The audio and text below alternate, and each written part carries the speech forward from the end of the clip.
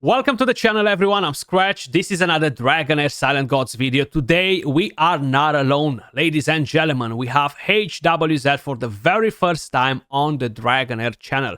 Another fellow content creator and a good buddy of mine. I will link his channel in the pinned comment. Head over and check him out. He's actually doing content on Dragonheir Silent Gods as well. Before we're going to dive into the main topic, guys, which, by the way, is the most game-changing epics and rares on our accounts. They completely changed our accounts and the way we are actually defeating bosses and defeating different stages in the game. So we're basically gonna give you a few of our examples in here, share some tips with you guys about these heroes. This video is sponsored by Dragonheir, so I just want to say a big thank you to them for sponsoring today's video. And if you guys haven't tried Dragonheir Silent Ghost just yet, or you just stumbled on the channel and you're checking the game out, feel free to jump in and join me in Dragonheir, guys. You can download the game by using my link in the description down below, or in the pinned comment, or by scanning the QR code you see on the screen. How we mentioned, the main topic of the video, guys, game-changing epics, rares that really impacted our account, you know, and we have quite a few on the list. HWZ, what's up, bro? How you doing? I'm doing awesome, man. Thanks for excuse me. Thanks for having me on the channel. I really appreciate it. We haven't worked together in a while, so I'm excited, man. 100%. Same, actually. I was just telling you, like, we haven't linked up for a call. I've been such a long time, man. Like, it's been probably since Arena. It's been at least a year. It's been a while. Yeah. We did some platinum arena stuff.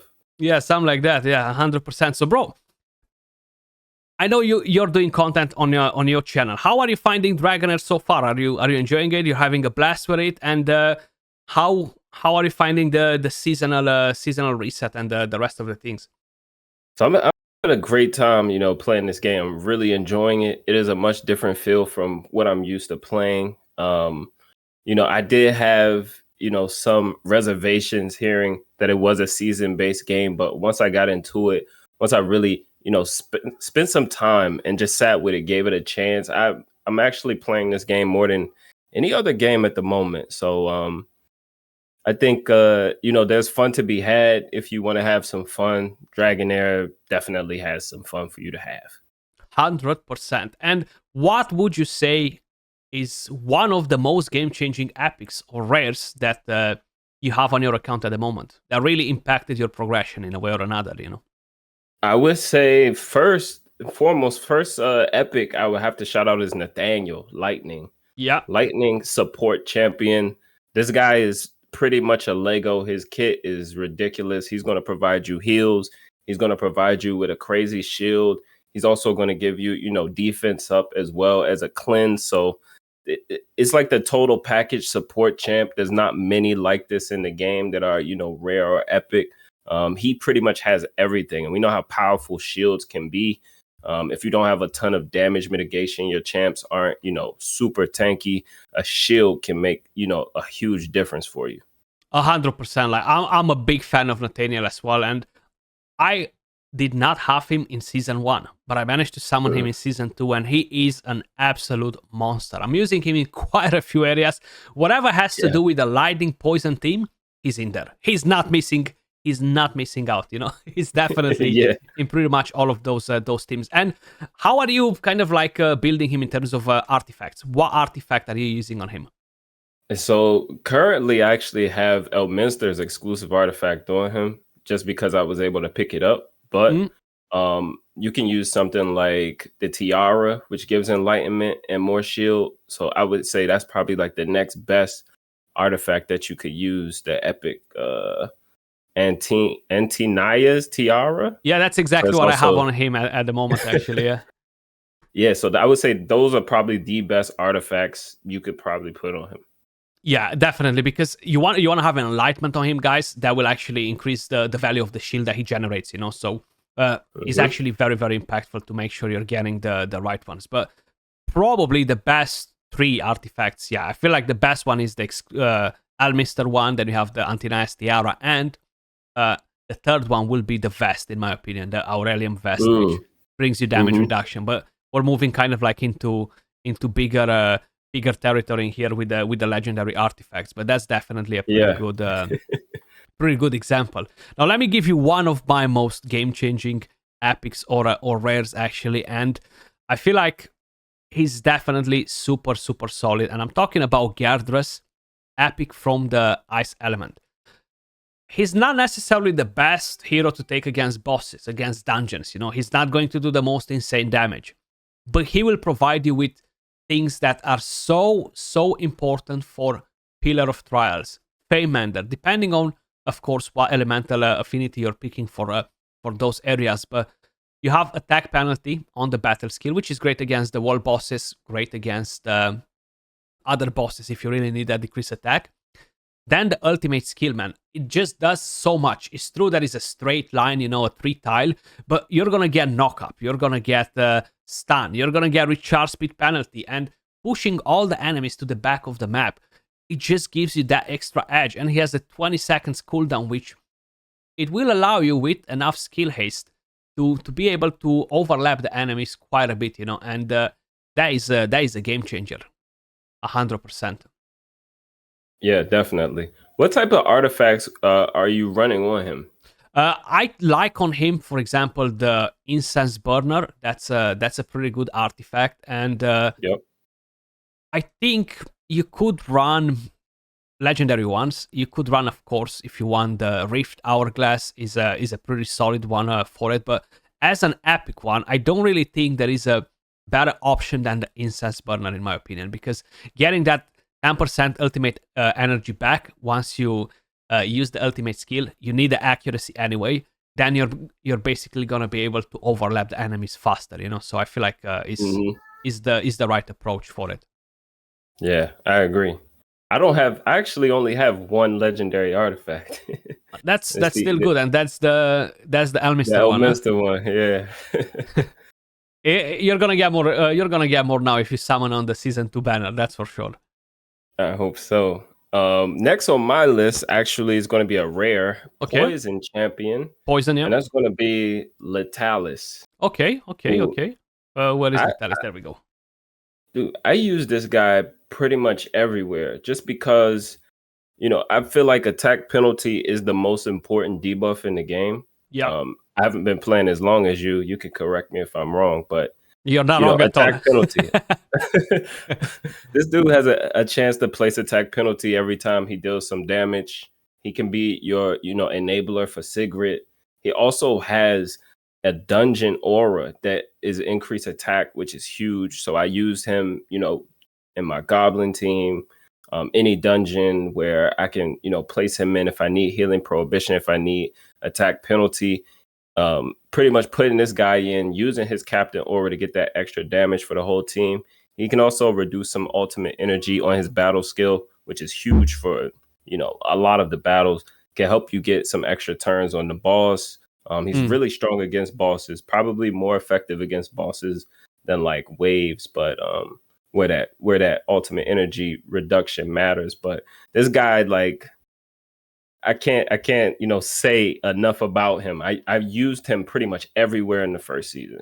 Gotcha. Yeah, he's actually a pretty good one. And even in season 2, a lot of people were using him to enable Sigrid and in arena against the world bosses, against the endgame boss. So he's definitely not a bad option. He can be very useful against the Violet Dragon because of his passive with attack penalty. If you're struggling to stay alive with all the big hits that boss does. What artifact are you using on him? So you can use the spiritual incense burn. It depends on who else is in the team with him. Right? So I can use the crown on him. Spiritual incense burner is also, pretty decent on him. Both of those are going to give accuracy as well as, give him some more opportunity to get ultimate energy up. Chance to land defense penalty as well. Even on the kind of the opposite end, right? I've even had to use Ancestor's Candle on him before because I needed to use the incense burner somewhere else. So just allowing his battle skill recharge time to be down. That way we could keep coming around to reduce the ultimate energy faster. So he's not getting accuracy from the artifact, but it is helping so that we can keep reducing ultimate energy. And kind of just something I've tried out. But those are the 3 that I've used on him. Gotcha. It does make sense. Yeah, that's something that I would personally run as well. Now let me serve you with a rare as well. And I know we talked a bit off camera about him. Quarian, man, like he is honestly one of the best rare healers in the game. He is from the Radiance element, and he is just such a massive carry. You have a nice passive that has a chance to increase the healing. The battle skill gives a bit of shield recovery over time to an ally. The ultimate has such a good cooldown, 9 seconds and 16, and grants defense up the smaller version and heals all of the team in range. Like, I cannot explain you how impactful this hero is on pretty much every content. It might not be the best healer for Vortex because you do need to have some bigger guns in there if you want to deal crazy damage. But for everything else, dungeons, world bosses, he's just so impactful in my opinion. I love him. I'm a massive simp for Quarian.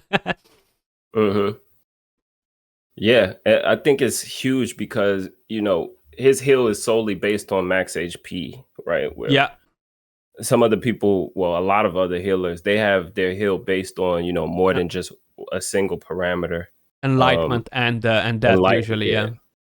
Exactly. So, kind of unique in that way, but the defense up as well is like, you don't get that from all of the rare healers. No, not at all. Yeah. So I think in terms of artifacts, we have the Luminary Order Gospel, which is very, very solid for him, as a rare artifact. You have, of course, the Mirror of the Living, which can work very, very well too. His passive is kind of like this artifact in a way or another. And it really depends if you're looking for more niche things. If you have some legendary ones, even the Gatekeeper staff can work on him. It's not the most essential one because he's not gonna have a massive overflow of healing. But the skill haste that you're getting from there, that's the thing that will enable him to go even faster with his ultimate and battle skill, which is very, very effective. What else you have? What else you have for us here, H? So next we got another epic, and that's going to be Zarof. Oh, nice, Zarof was one of the first epics that I pulled in season 1, and Zarof is actually huge game changer. With the control, right? You get debuffs on a battle skill, which, when you have like an area of effect debuff on a battle skill, I feel like those champions can really make a difference for you, especially when you talk about like enabling a Sigrid, right? Someone like a Zarof can come in, initial recharge time only 5 seconds, right? Say you're doing a goblin team with a Sigrid, you need to get debuffs up fast before she uses her ult. You don't want to wait on an ult. Something like this is just so handy. And then, the control, the fear, the silence, and the heal, not to mention the heal as well. Total package champion, can deal some decent damage as well. It's not like OP damage, but can deal some damage. This is a champion that, I used in some places that I didn't think to use and was very, very effective. So yeah, amazing epic champion. 100%, man. Like I only summoned this hero this season in season 2, and my God, what a beast! Like I wanted the hero from the beginning, but he is such a powerhouse. The healing and the damage is actually pretty crazy. Like against the end game boss, in season 2, he is just so effective with the AoE damage. It's just nuts, absolutely insane. Yeah. And it's very good to run on him artifacts wise. I'm running the Witch's Remains, which is the defense down AoE, the legendary version. The Crown of the Unclean, I guess it can be good as well, but the Witches allows you to put defense down AoE, right? So with the ultimate skill is actually really, really nice because the damage from him comes as multi-hits. So you want to have the defense down artifact on heroes that have multi-hits in the ultimate skill because every hit from it will have a chance to apply it, over and over again. What are you running on him as an artifact? So I actually have, I either use the Crown of the Unclean or the Spiritual Incense Burner. Yeah. But I think like also more important than like, well, almost equally important is like the set that you put on Zarlov. If you put a stun set on Zarlov, it's actually crazy. Yep. Because like you were saying, like the damage on the ultimate kind of goes in waves. So a stun set on the Zarlov, you're pretty much going to get the stun because you have like 3-4 opportunities to get that stun off. And that came real in handy for me in heretical runes, right? Where you need to control, if you control those ads when they spawn, it keeps their, ultimate energy from moving. And what that does is allows you to get more damage up, and they don't they put like stacks of damage or something like that on the boss every time that their ultimate energy is fully charged. So just having that control there from Zarlov is like huge. 100%. It is definitely a very solid one. And because we're here on this elemental affinity, I'm gonna give a big shout out to Questa, man. Like she is absolutely massive. Like I've used her in the beta, I've used her in season 1, I've been using her in season 2 like crazy, and she is just insane. She can fill in so many roles. Great for PvP, guys, as a jumper, right? Like she jumps with the battle skill to the enemy with the lowest HP, bang, puts attack penalty on it. Then you have a attack aura for arena. You have a passive which is crazy. Whenever an enemy dies, you're gaining hero recovery over time on all of your heroes.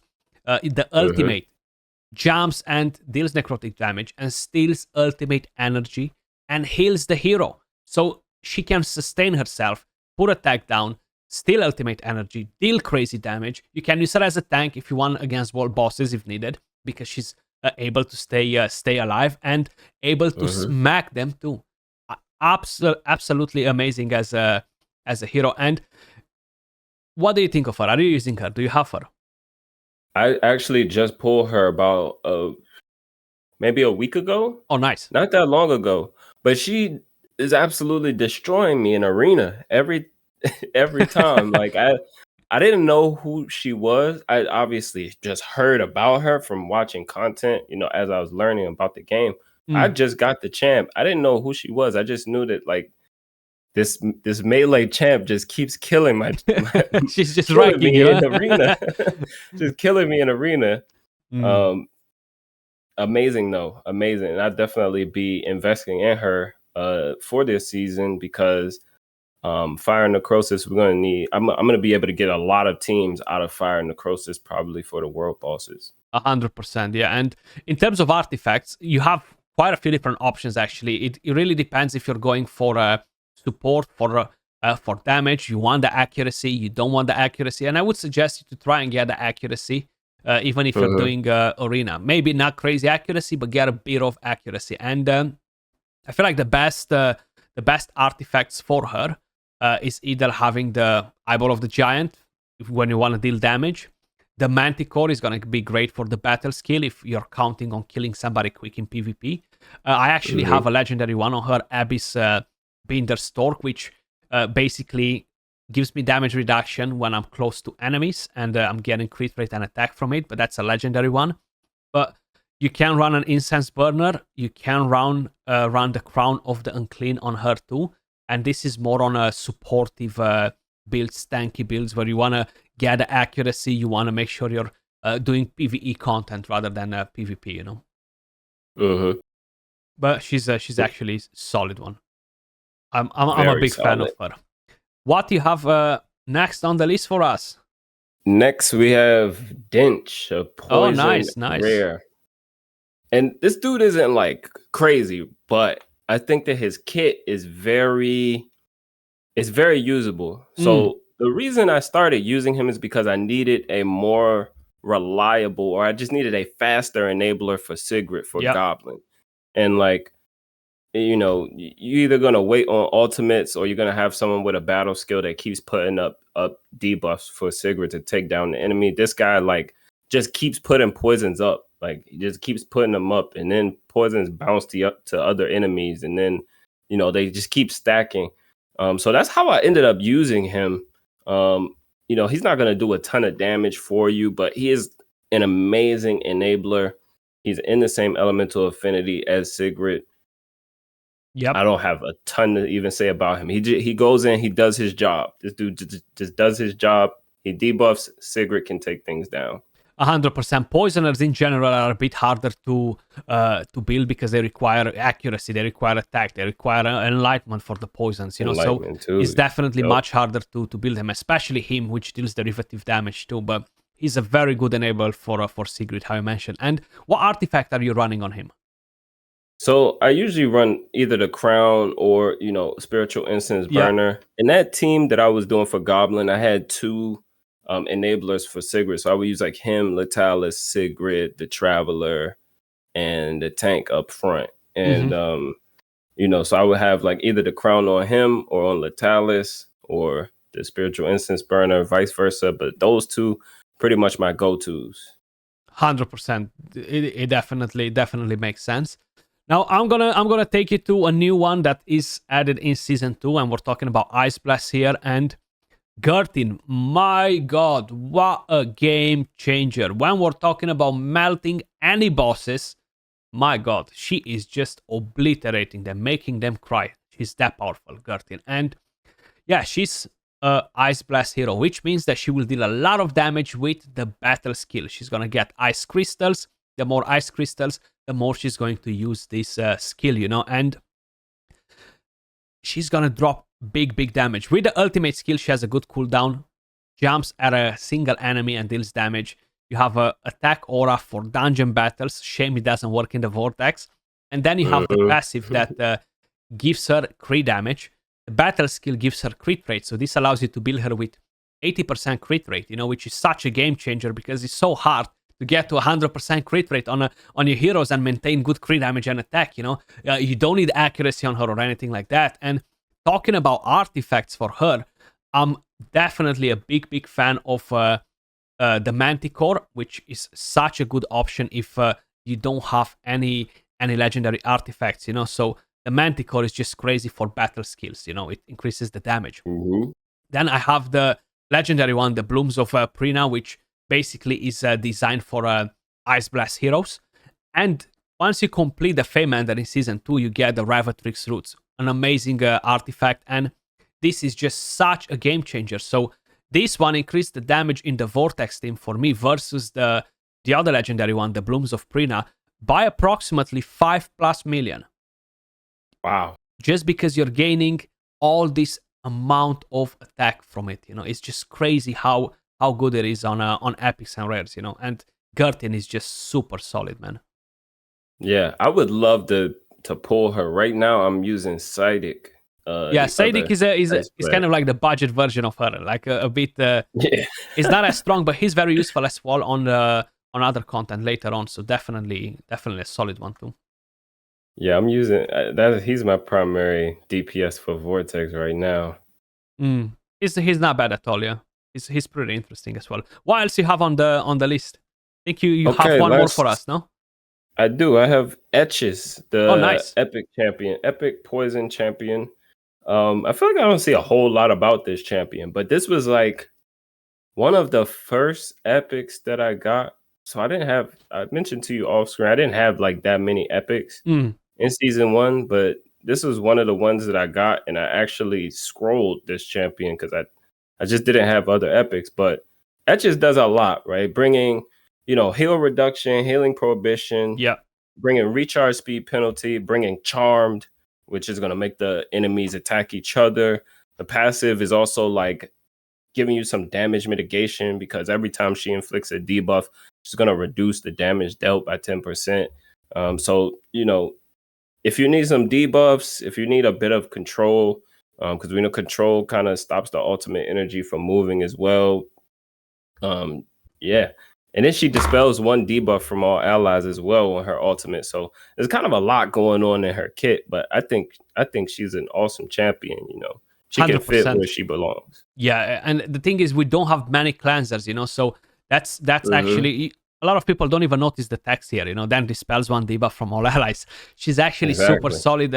If you want to use her in the flame domain early on, guys, she's going to be massive to dispel that fire from your team, and she's definitely going to pour in some serious work just in general for whatever. And she can deal fairly decent fairly decent damage if you decide to go for a damage build. What artifact are you running on Etches? I'll be honest, I haven't used her this season, but she's actually a nice one. I used her quite a bit in season 1 and in the beta, yeah.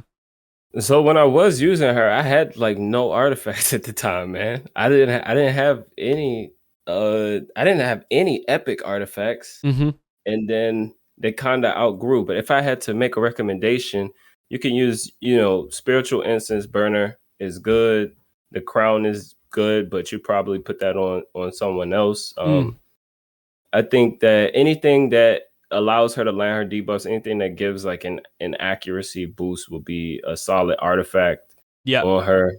There's a few rare ones that you could use as well, actually. Yeah, you have the Ivaran's arrow to gain some accuracy that might help a bit the battle skill. I can't remember if it's 100% to land that. And I think you have the lunar harp, but I think this is not really going to benefit the ultimate because you already have 100% chance there, I think. But if you don't have a scroll, it's definitely going to be helpful to have these artifacts on, 100%.